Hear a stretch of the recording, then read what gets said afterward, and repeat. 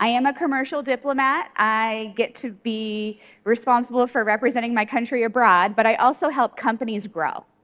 And I can help American companies export their products and services here, and I can help Indian companies grow their investments in the United States, figure out how to get to the United States, which in turn grows your business here in India.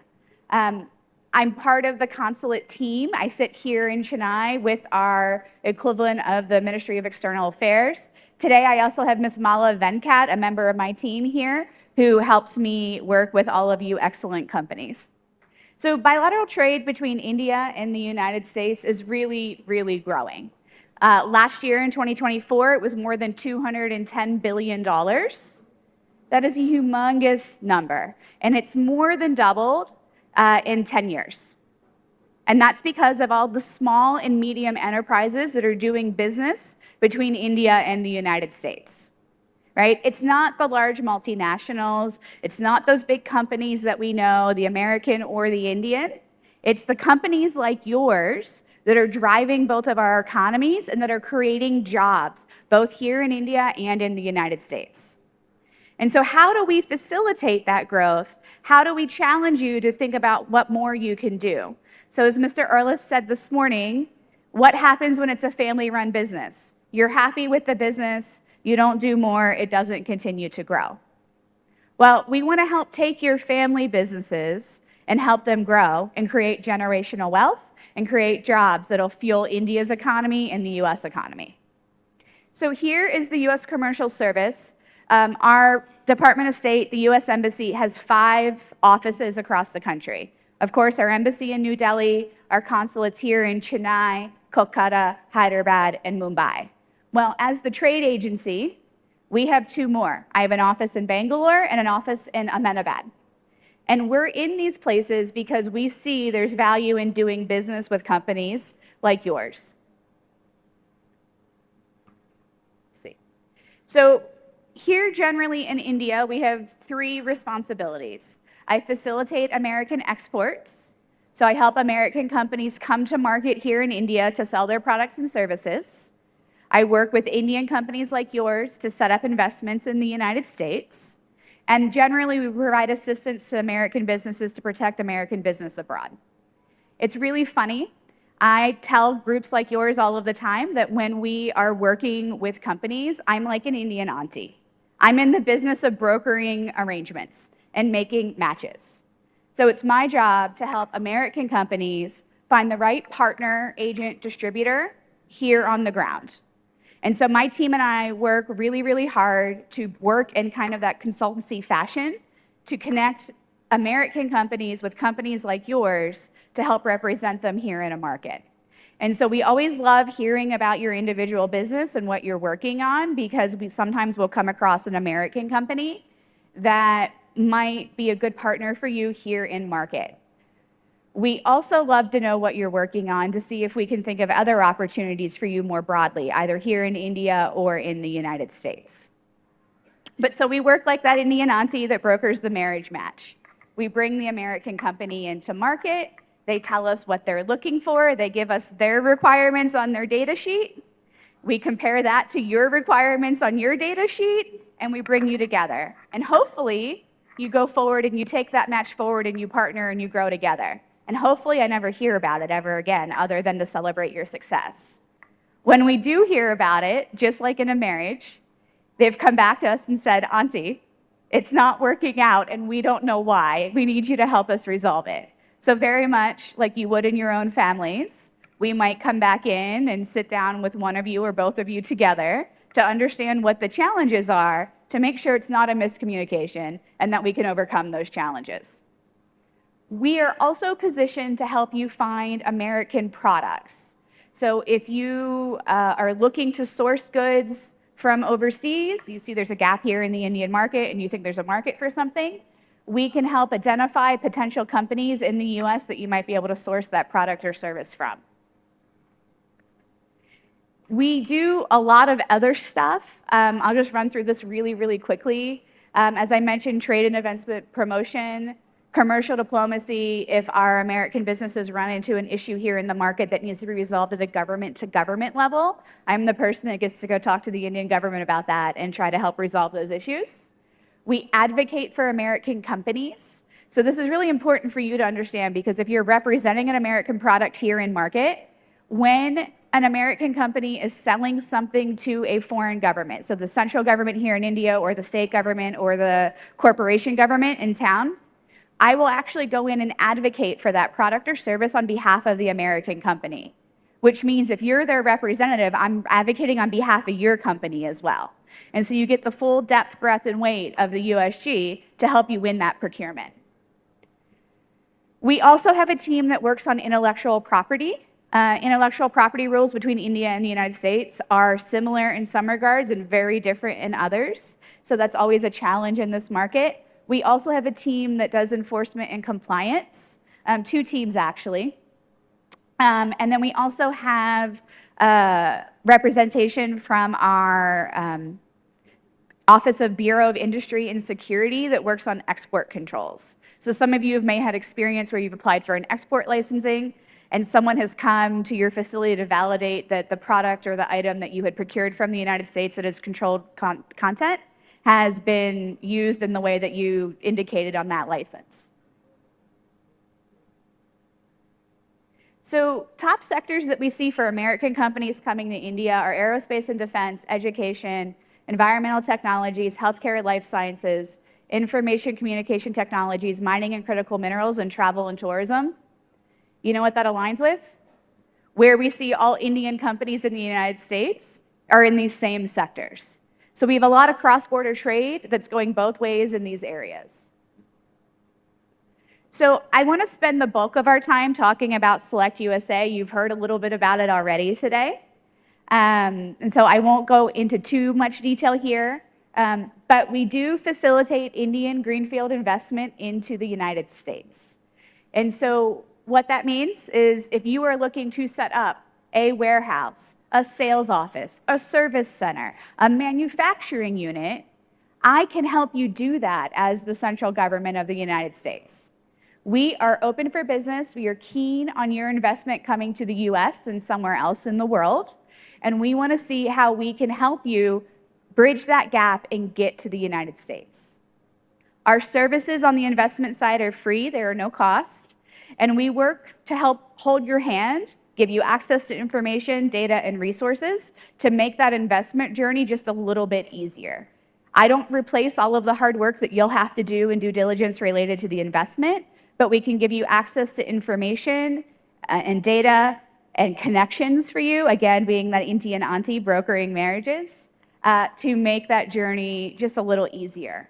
So our Select USA program is part of the US Department of Commerce, and it's there to help foreign companies expand their businesses in the US, as well as work with our individual state governments to help them attract individual investors to their individual state. And so when we say economic development organization, every state in the United States, all 50 of them plus our 6 territories, have either a government-run, a public-private partnership, or a private entity that is called an economic development organization, very similar to what you would see as Guidance or Invest Karnataka. Select USA, the program's been around since 2015. We've facilitated more than $250 billion in investment to the US, and through this program, we've created more than 230,000 jobs in the United States. This is really, when we get down to it and we talk about what you're going to do in the US, what we're interested in is how many jobs you're going to create, right? Just like here in India, as your business grows, you increase your employment. We're interested in increasing employment in the United States. So we do Select USA. We provide assistance in a couple of different ways. As I mentioned, it's this actionable information that we'll talk about. It's how you make connections with the right folks in the US, as well as navigating our federal regulatory system. So the first thing that I'm going to talk about is our Select USA Investors Guide. We actually have a guide to doing business, to setting up a business in the US. How many of you already have an operations in the United States or a registered company in the US? 1, 2, 3, 4, right? When you registered your business in the US, did you think about what state you were going to register it in? Did you know where you should register and why you should register in one state over another? Why? He said Delaware. I love every American state equally, but why Delaware? Say it again. So tax advantages. But are tax advantages the only thing that you need to be cognizant of when you set up an investment in a foreign place? Right, and you're also registered in Washington, D.C., right? And so you've registered in 2 different states and had to spend the time and the money and the effort to register in 2 different states. And you may not have needed to register in 2 different states. And so I challenge you, don't take the standard advice of just setting up a Delaware LLC. Come have a conversation with me. Let's talk about some of this information that's in this investor's guide to help you set up the business in the right place the first time. And Delaware may be the right place, but there's 55 other places in the United States that might be better suited for what you're trying to do. So this investor's guide is really, really great because there's a lot of information in here that will get you kind of a first cut look at a bunch of different questions that you may have. You might think that you need to bring in a consultant to talk to you about taxes, or that you might need to bring somebody in to talk about immigration, or how do you set up a bank account in the US? Well, we have a lot of that information already readily available for you to have a baseline understanding. And what does that do? That doesn't mean that you're not going to need an accountant or a tax advisor, but you can be smart about what you need when you talk to them because you're going to already understand the basics of how you set up in the US, how you need to deal with taxes, how you do your banking, so on and so forth. A couple of other sections that I just want to point out. One is Chapter 3 on business structure. In the US, our business structure is different than it is here in India. There are different types of businesses, and they give you different liability exposure as a result of the type of business. And so it's really important in the beginning that you understand what type of business. Is it an LLC? Is it an S Corp? Is it something else? What you're going to set up as you go through this process. There's also a section here on immigration. I know all of you are going to ask me when we go for the chai break about getting a visa. There's some information here about that. And then also taxes, workforce availability, and then chapters 6 and 7, I really want to point out to you. If you are working in high tech, deep tech, defense technologies, dual use, we do have restrictions on investment in those sectors. And so this is a really good resource to understand what the basics of those restrictions are. So that way you can work around those. It doesn't mean that if you are in deep tech or in a stronger sector that you can't invest in it. It's just getting to that in a way where you can do the work that you're trying to do. As I mentioned, we also do a lot of market research and market intelligence and a lot of factual information. So on our website, there's tons and tons and tons of market research available that can help you pick the right place in the United States. It's organized by sector. It's also organized by state. We also do customized market research for companies. Every piece of data that you think that you might need to make a smart investment decision, I probably have it. And you don't need to pay a consultant to get it for you.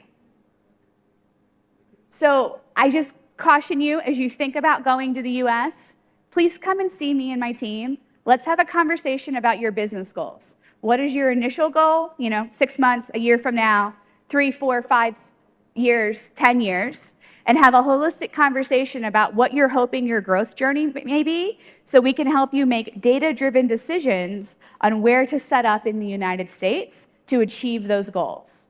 Everybody in this room has a cousin, an uncle, a brother, an auntie that is somewhere in the US that says, come to Texas, come to California, come to New York. Those are all really fantastic places.